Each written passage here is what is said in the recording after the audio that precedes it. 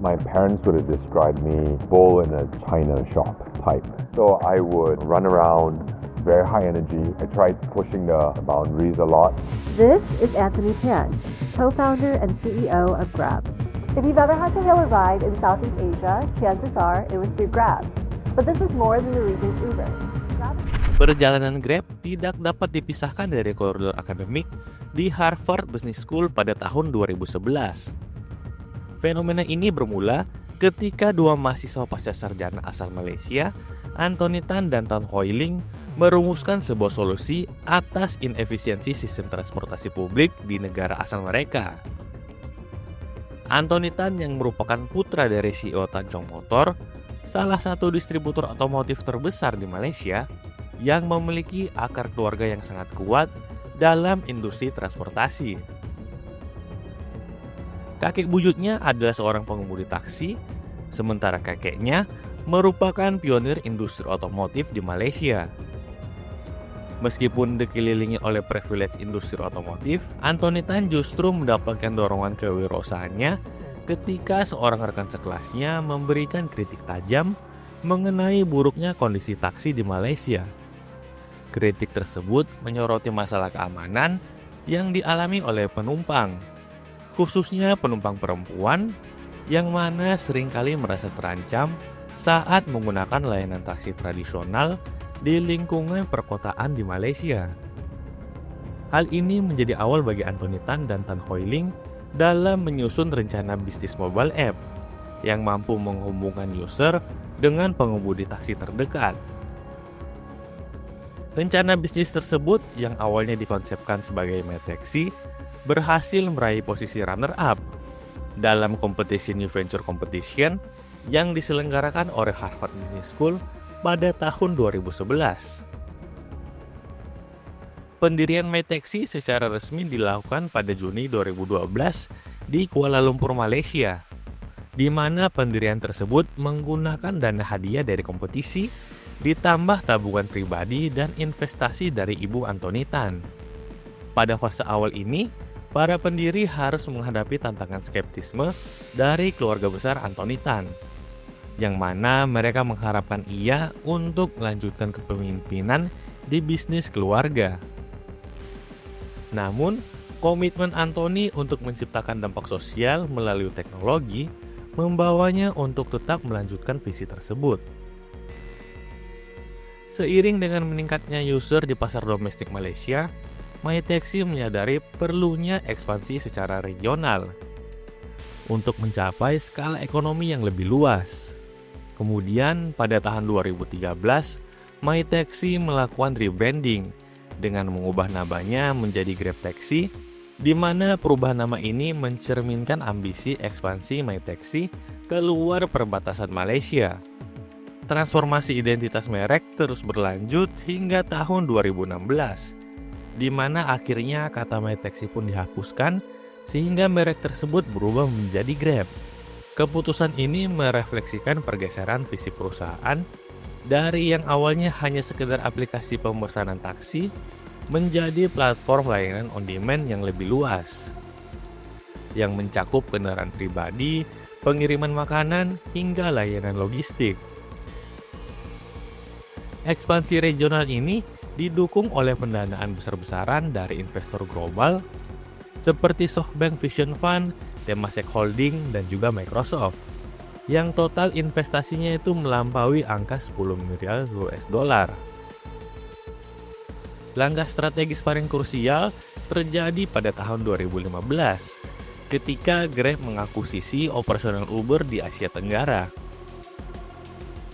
Akuisisi ini tidak hanya menghilangkan kompetitor global terbesar di kawasan tersebut, tetapi juga memungkinkan Grab untuk menyerap basis pengemudi dan pengguna Uber di kawasan Asia Tenggara, yang secara efektif mengukuhkan posisi dominan Grab di pasar ride-hailing di regional Asia Tenggara.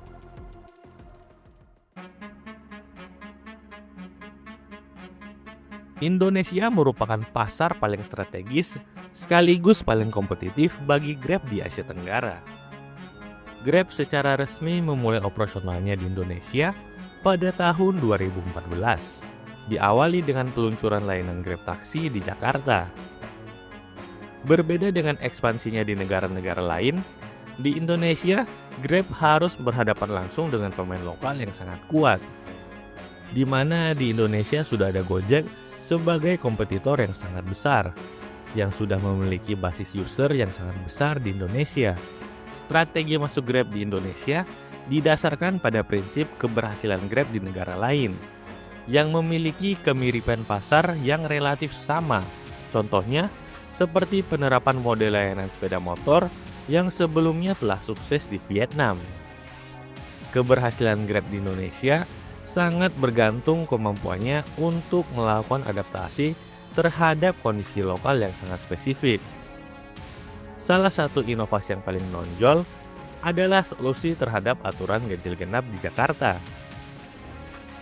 Para programmer Grab mengembangkan algoritma alokasi pesanan yang mampu menyelaraskan nomor plat kendaraan pengemudi dengan zona larangan yang berlaku pada jam-jam tertentu, sehingga menghindari pelanggaran aturan sekaligus memastikan efisiensi penjemputan. Strategi ini merupakan bagian dari fokus operasional yang sering disebut sebagai hyper-localization. Selain inovasi teknis, Grab juga mengadopsi fleksibilitas pembayaran yang sesuai dengan perilaku ekonomi masyarakat Indonesia. Pada masa awal kehadirannya, Grab mengizinkan transaksi tunai, berbeda dengan Uber yang mewajibkan kartu kredit. Hal ini mempercepat adopsi layanan di kalangan masyarakat yang belum terjangkau oleh layanan perbankan. Grab juga menerapkan strategi promosi yang sangat agresif melalui kode diskon harian untuk mengubah kebiasaan masyarakat dalam menggunakan transportasi konvensional menuju transportasi berbasis aplikasi. Walaupun pada akhirnya kita tahu bahwa strategi ini terkenal karena sangat membuang-buang anggaran atau bisa dibilang strategi bakar duit. Hingga periode 2024-2025, jangkauan operasional Grab di Indonesia telah mencakup lebih dari 500 kota di Indonesia dan menjadikannya salah satu platform transportasi daring dengan cakupan terluas. Persebaran ini tidak hanya terkonsentrasi di Pulau Jawa, tetapi telah merambah secara merata ke seluruh daerah di Indonesia. Operasional Grab di Indonesia terorganisir dalam berbagai wilayah, yang didukung oleh kantor pusat yang ada di Jakarta.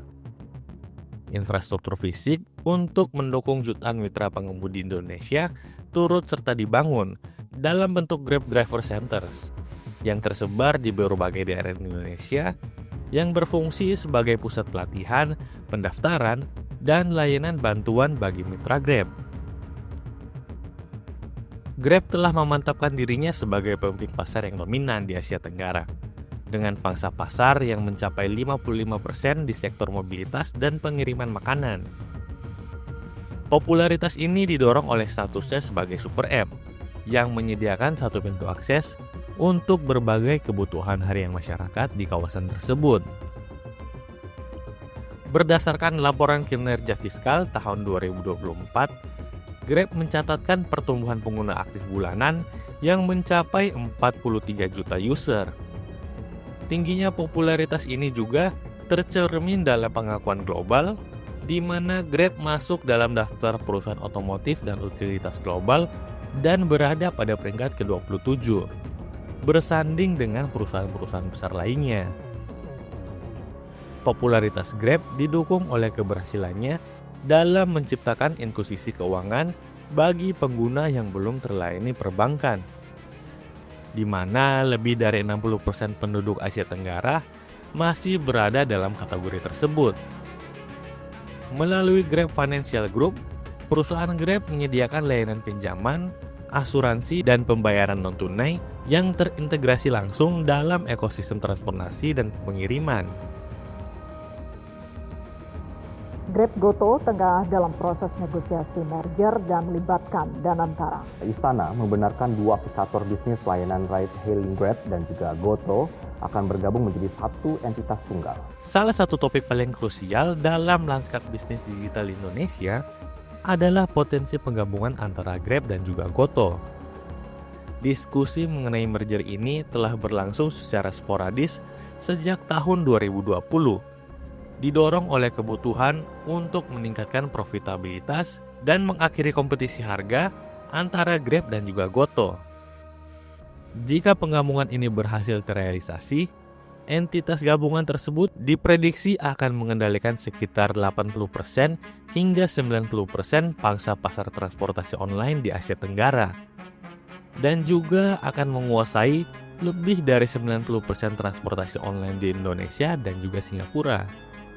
Dominasi yang hampir mutlak ini memicu kewaspadaan tinggi dari otoritas pengawas persaingan usaha, khususnya Komisi Pengawas Persaingan Usaha atau KPPU dan Competition and Consumer Commission of Singapore.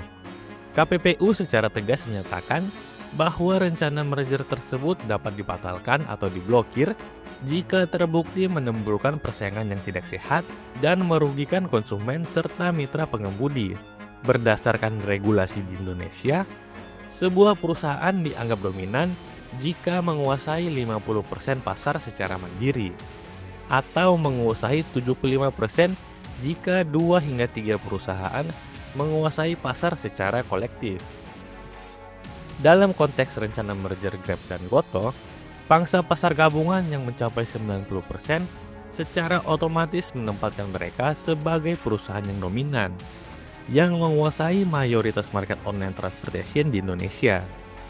Dengan ini, mereka harus meyakinkan pihak otoritas bahwa mereka tidak akan melakukan penyalahgunaan posisi dominan ini. Potensi merger ini membawa konsekuensi yang kompleks bagi berbagai pihak. Di satu sisi, penggabungan dapat menghasilkan efisiensi biaya yang signifikan melalui eliminasi biaya duplikasi seperti biaya sistem cloud, dukungan pelanggan, dan juga pemasaran. Di sisi lain, para pengemudi menyuarakan kekhawatiran mengenai penurunan pendapatan dan hilangnya fleksibilitas untuk berpindah platform jika hanya tersisa satu platform dominan. Para analis menyarankan perlunya safeguard atau tindakan pengamanan jika merger disetujui, seperti kewajiban yang melindungi pengemudi dan batas atas harga untuk melindungi konsumen. Pada awal 2026, spekulasi merger kembali menguat dengan adanya indikasi keterlibatan dana investasi pemerintah yang melibatkan Danantara. Namun hingga akhir Januari 2026, KPPU mengkonfirmasi belum menerima pemberitahuan formal terkait rencana aksi merger tersebut. Transformasi Grab menjadi super app bukanlah sekedar pemasaran, melainkan sebuah kebutuhan operasional untuk mencapai profitabilitas. Dengan mengintegrasikan berbagai layanan, Grab dapat meningkatkan frekuensi penggunaan aplikasi oleh konsumen yang pada gilirannya menurunkan biaya akuisisi pelanggan per layanan. Grab telah bertransformasi dari sebuah ide sederhana di ruang kelas menjadi tulang punggung digital bagi kawasan Asia Tenggara.